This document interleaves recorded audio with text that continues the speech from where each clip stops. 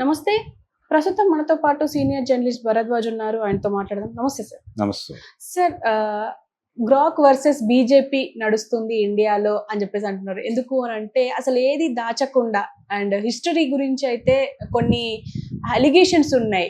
దానికి సంబంధించి కూడా మొత్తం క్లియర్గా చెప్తుంది. అసలు చాట్ జీపీటీకి మిగతా ఏఐలకి గ్రాక్కి చాలా డిఫరెన్స్ ఉంది అని చెప్పేసి అంటున్నారు. మొత్తానికి గ్రాక్ అండ్ ఇటు బీజేపీ ఇది మొత్తం ఒక రైవల్వరీ స్టార్ట్ అయింది అని అంటున్నారు. ఎలా చూడొచ్చు అంటారు సార్? అంటే సోషల్ మీడియాతో ఉన్నటువంటి ప్రాబ్లమే ఇది.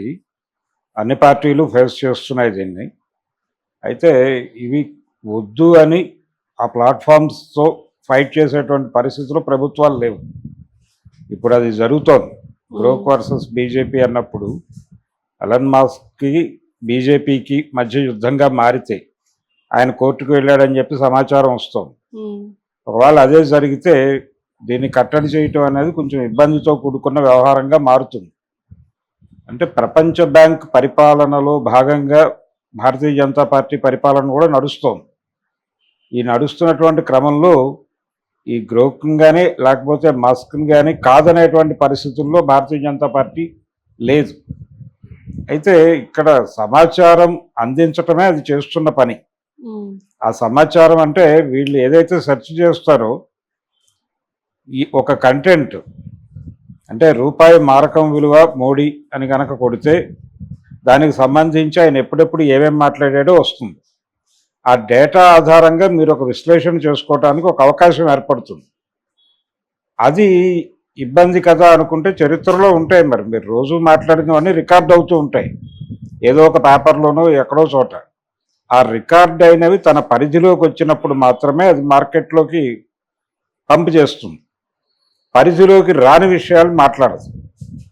పరిధిలోకి రాని విషయాలు ఇంకా చాలా ఉన్నాయి. ఇంటర్నెట్ పరిధిలోకి రాని జ్ఞానం ఇంకా ఉంది. ఆ జ్ఞానం ఇంకా దానిలోకి రాలేదు. అయితే వీళ్ళ భయం ఏంటంటే వీళ్ళు వాట్సాప్ యూనివర్సిటీల ద్వారా చాలా విషయాలు ప్రజల మెదళ్లలోకి పంపు చేస్తున్నారు. ఈ పంపు చేస్తున్నటువంటివన్నీ అబద్ధాలు అని ఇలాంటి యాప్ల ద్వారా తేలిపోతే ఏమిటి భవిష్యత్తు అనేది ఒక ఆందోళన ఉంది ఆ క్యాడర్లో. అంటే వీళ్ళు రకరకాల అభూత కల్పనలు ప్రజల మనసుల్లోకి పంపు చేస్తూ ఉంటారు రోజు. అది సోషల్ మీడియా ప్లాట్ఫామ్స్, అది యూట్యూబ్ కావచ్చు, మరొకటి కావచ్చు.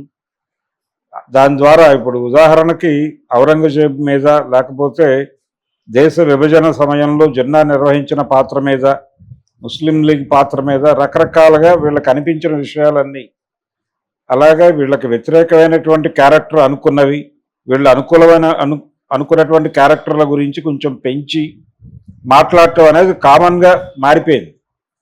ఈ మారిపోయినటువంటి సమయంలో వీళ్ళు అనేక రకాల సమాచారాన్ని ప్రపంచానికి ఇస్తున్నారు.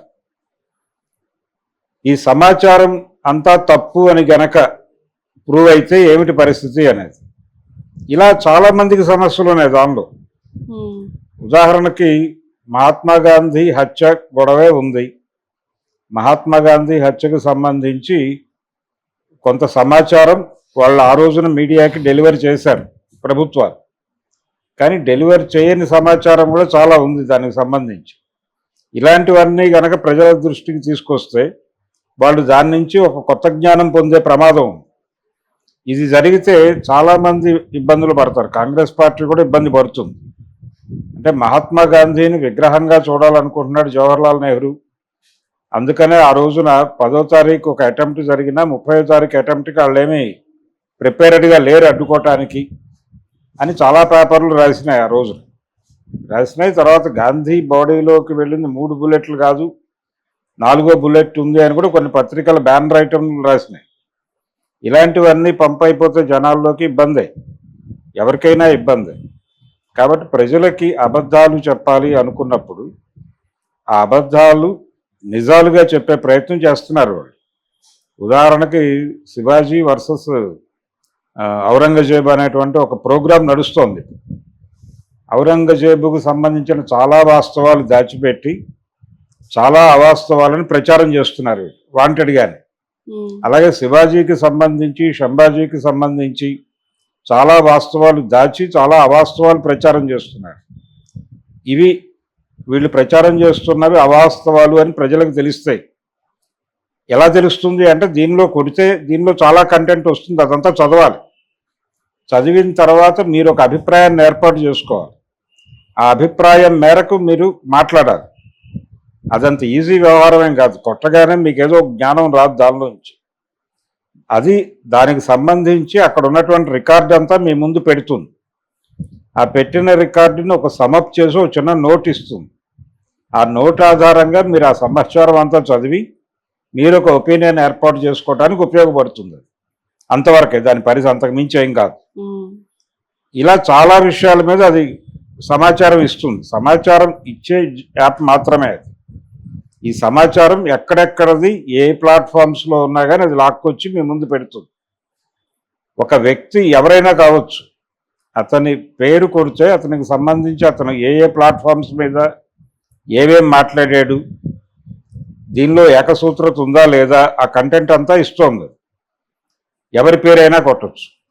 ఇటువంటి పరిస్థితి ఉంది కాబట్టి దీని నుంచి ప్రజలు చాలా విషయాలు తెలిసేసుకుని సొంత నిర్ణయాలు తీసేసుకుంటే ఏమిటి పరిస్థితి అనే ఆందోళన ఉండొచ్చు, కానీ దాన్ని అడ్డుకునే పరిస్థితి మాత్రం ఉండదు. దాన్ని అడ్డుకునే పరిస్థితి డెఫినెట్గా ఉండదు. అడ్డుకోవడం అంటే వరల్డ్ బ్యాంక్తో యుద్ధం చేయటమే. ఆ యుద్ధానికి సిద్ధంగా భారతీయ జనతా పార్టీ కానీ మోడీ గారు కానీ లేడు.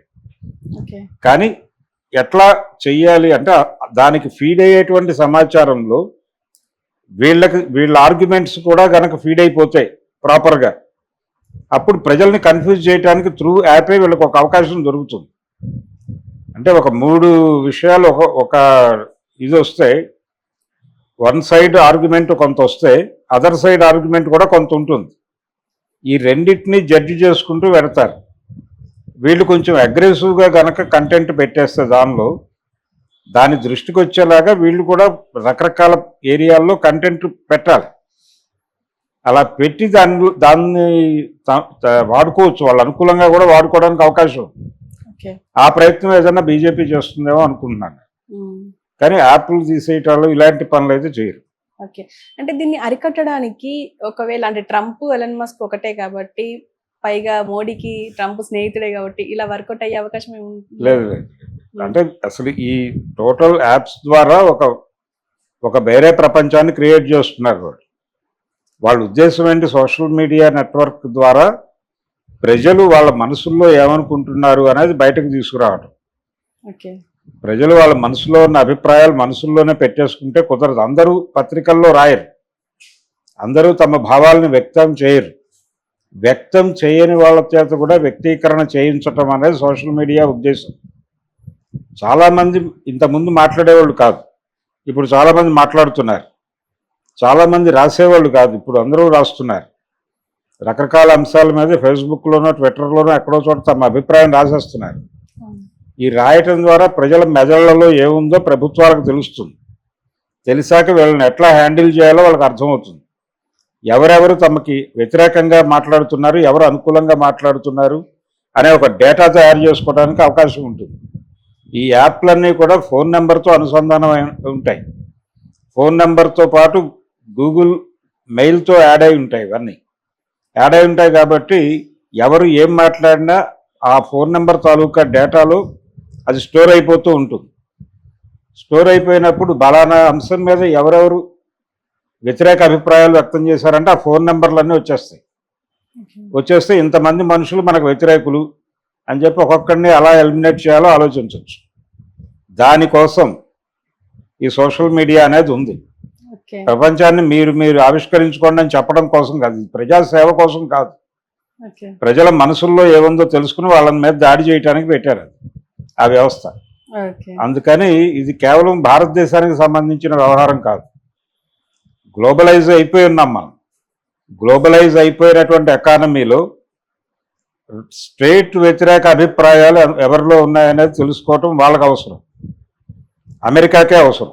అందుకని చాలా పెద్ద పెద్ద సర్వర్లు పెట్టి ప్రపంచ జనాభా ఏం ఆలోచిస్తోందో వాటన్నిటినీ జాగ్రత్తగా నెంబర్ల వారీగా భద్రపరుస్తున్నారు. నెంబర్ల వారీగా భద్రపరచడంతో పాటు వాళ్ళ యాప్ మూవ్మెంట్ కూడా నిఘా ఉంది. యాప్ మూవ్మెంట్ అంటే ఎవరెవరు ఫోనుల్లో ఏ యాప్స్ డౌన్లోడ్ అయి ఉన్నాయో ఆ యాప్ల ద్వారా వాళ్ళు చేస్తున్న రోజువారీ కార్యక్రమాలు ఏమిటి, ఎవరితో ట్రాన్సాక్షన్ జరుపుతున్నారు, ఎవరికి డబ్బులు పంపిస్తున్నారు, ఎవరి నుంచి డబ్బులు పొందుతున్నారు, ఈ డబ్బులు ఎక్కడ ఖర్చు పెడుతున్నారు, వీళ్ళకున్న అవసరాలు ఏంటి, వ్యసనాలు ఏమిటి దగ్గర నుంచి మొత్తం వీళ్ళ జీవితం ఉంటుంది అక్కడ.